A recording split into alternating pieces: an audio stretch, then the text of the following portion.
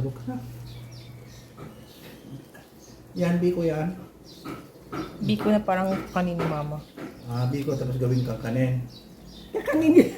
Huwag na lang ni tapuingan lang mamaya may butang sa oven. Kakanin na.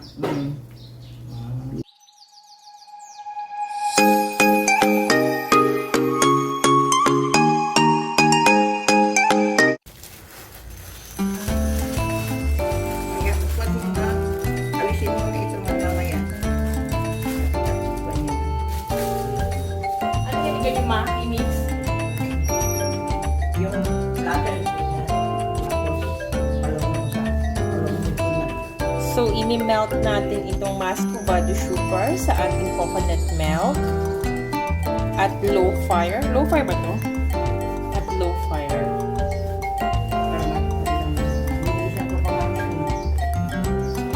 Hanggang maging well blended. Tapos, mamaya nito, i-drain natin. Kasi baka may mga residue tayo hindi natin needed.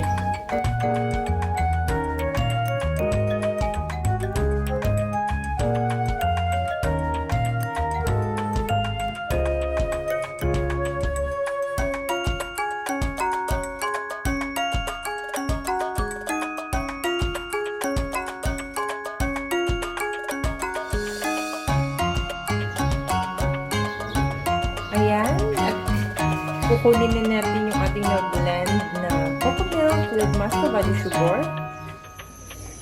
Okay, using the same pan, maglalagay ulit tayo ng coconut milk natin. So, mga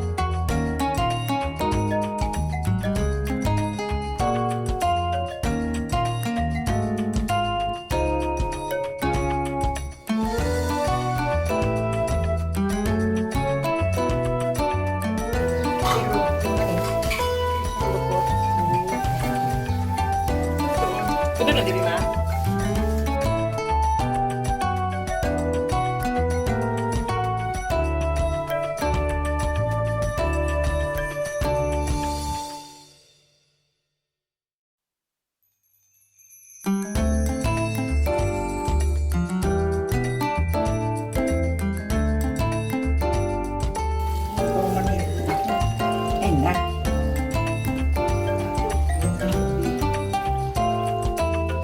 Sorry for the mess, guys. Hindi sinasadya. Kaya mo lang. Ayan, I'm adding a brown sugar. Kalahati lang ito. So, this is 1/4. 200 grams of brown sugar. And then, we'll have it boil.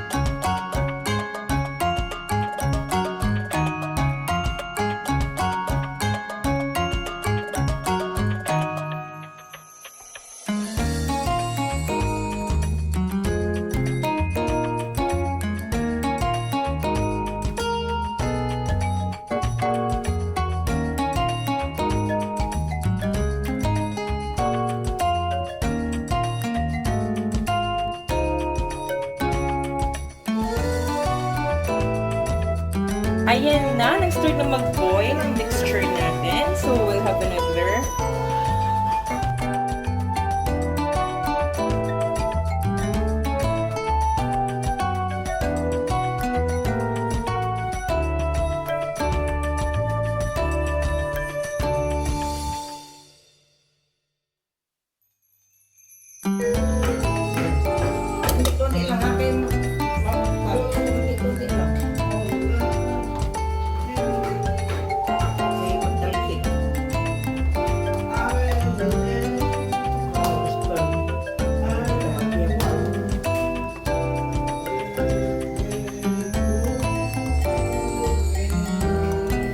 lalagyan na natin yung ating glutinous rice sa ating mixture. Slowly, kasi baka biglang mag-splash sa atin. Ayan, di ba? Kita nyo yun? Ayan. Just very, very careful.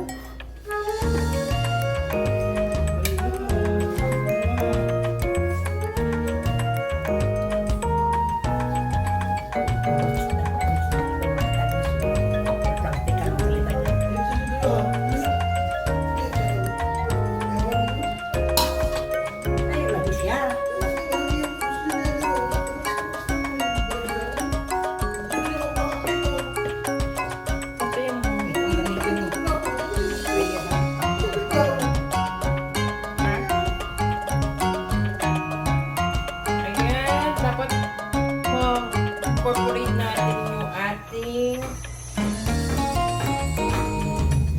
mixture sa ating glutinous rice.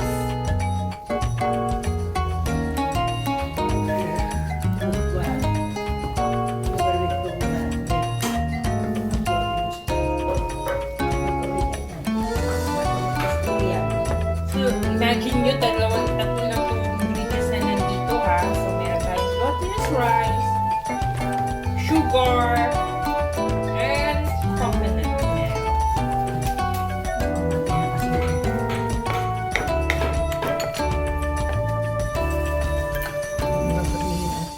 Sino pwede ba yan, ma?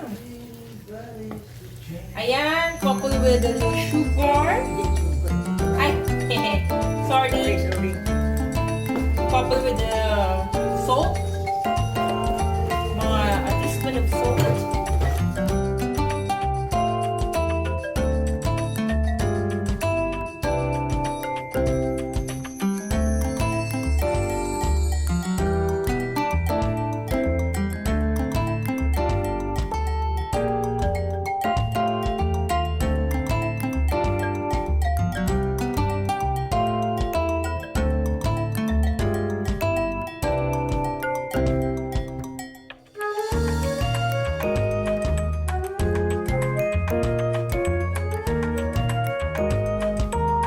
So, on this side naman, na-prepare na natin yung ating lalagyan, yung ating baking pan.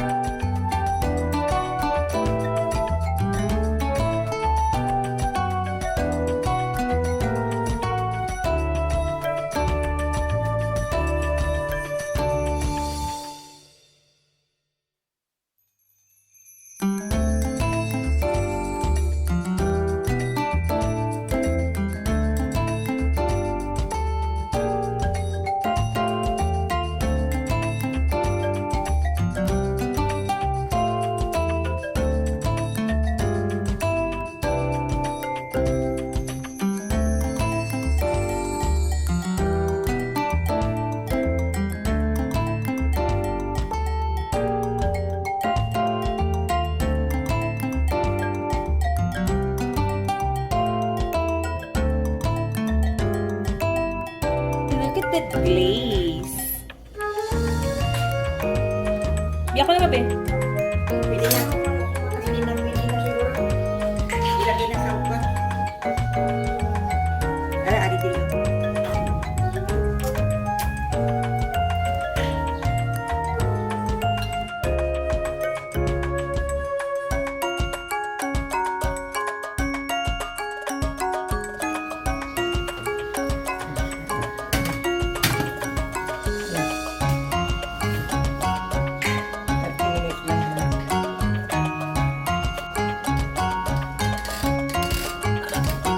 Ouch.